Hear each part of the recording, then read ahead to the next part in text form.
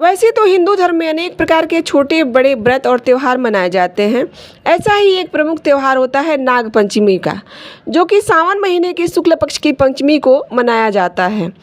तो राधे राधे दोस्तों, स्वागत है आपका हमारे चैनल पर। आज हम नाग पंचमी से जुड़ी हुई पौराणिक कथा लेकर आए हैं। अगर आप हमारे चैनल पर नए हैं तो प्लीज़ चैनल को सब्सक्राइब कर लीजिए, बेल आइकन प्रेस कर दीजिए और एक प्यारा सा लाइक कर दीजिए। तो चलिए जानते हैं नाग पंचमी की पौराणिक कथा। कहा जाता है कि नाग माता कद्रू, जिनके बारे में ये जानकारी है कि वो प्रजापति की पुत्री थी, दक्ष प्रजापति जिनके बारे में सभी जानते हैं, वह उनकी पुत्री थी और उनका विवाह महर्षि कश्यप के साथ हुआ था। एक बार की बात है कि महर्षि कश्यप से उनके कद्रू के सेवा भाव और पतिव्रत धर्म को देखकर बहुत प्रसन्न हुए और उन्होंने उनसे कोई वरदान मांगने के लिए कहा। तब कद्रू ने कहा कि मैं 1000 पुत्रों की माँ बनना चाहती हूँ, 1000 पुत्रों को प्राप्त करना चाहती हूँ। तब महर्षि कश्यप ने उन्हें तथास्तु कहा। इसके बाद उन्हें 1000 नागपुत्र पैदा हुए। इसके बाद से वो नाग माता कहलाईं। इसी के विषय में एक और कथा आती है कि जब समुद्र मंथन हो रहा था तो समुद्र से अनेक प्रकार के रत्न, बहुमूल्य चीज़ें, विष, अमृत सब कुछ प्राप्त हुआ था। उसी मंथन के दौरान उसमें से एक घोड़ा निकला था जो एकदम सफ़ेद कलर का था। तो घोड़े को देखते हुए नाग माता कद्रू ने अपनी सौत से कहा कि देख रही हो, यह कितना सफ़ेद रंग का घोड़ा है, इसे देखकर मन आनंदित हो जा रहा है, लेकिन इसके बाल देखो, इसके बाल कितने काले हैं। इसके जवाब में उनकी सौत ने कहा कि नहीं, इसके बाल काले नहीं हैं। यह सुनकर वो उनकी जो सौत नाग माता जो थी, नाग माता कद्रू, उन्होंने कहा कि नहीं, तुम ध्यान से नहीं देख रही हो, इसके बाल काले हैं और मैं तुम्हें अगर इसके बाल काले दिखा दूं तो क्या तुम जीवन भर मेरी दासी बनकर रहना पसंद करोगी? और अगर मैं इस घोड़े के बाल काले नहीं कर पाऊंगी तो मैं तुम्हारी दासी बन जाऊंगी। और उसने ईर्ष्यावश यही शर्त रख दी उनके सामने। इसके बाद ये हुआ कि अब घोड़े के बाल काले तो थे नहीं, फिर दोनों अपने अपने स्थान को वापस चली आई।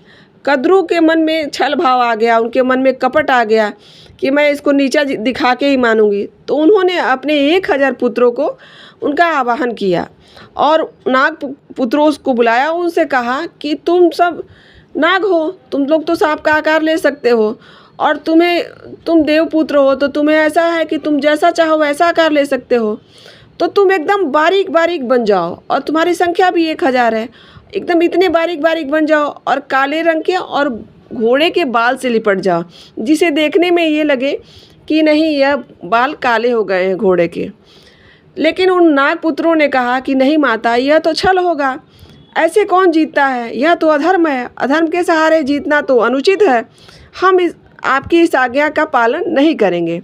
तब नाग माता उन पर क्रोधित हो गई और उन्होंने उनको श्राप दे दिया और कहा कि कुछ काल के बाद पांडव वंश में एक राजा होंगे जिनका नाम होगा जन्मेजय, और वह एक ऐसा विशाल सर्प यज्ञ करेंगे जिसमें तुम सब जलकर भस्म हो जाओगे और तुम सबका नाश हो जाएगा।